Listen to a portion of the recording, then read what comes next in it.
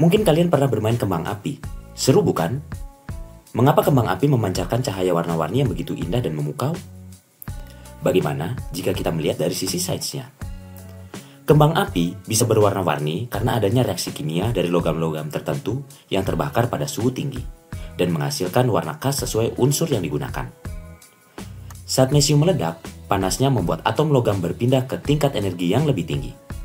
Ketika atom kembali ke tingkat energi yang semula, mereka melepaskan energi dalam bentuk cahaya warna-warni.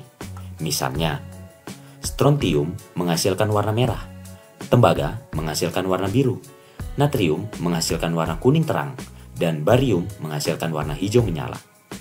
Kombinasi dan pengaturan unsur-unsur ini menghasilkan pola serta gradasi warna yang indah di langit malam.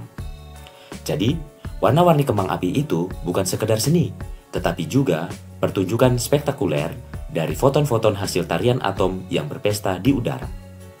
Itulah alasan mengapa kembang api memiliki warna-warni yang variatif. Cinta itu seperti kembang api. Ia berwarna-warni karena reaksi yang saling menyala di hati. Terima kasih.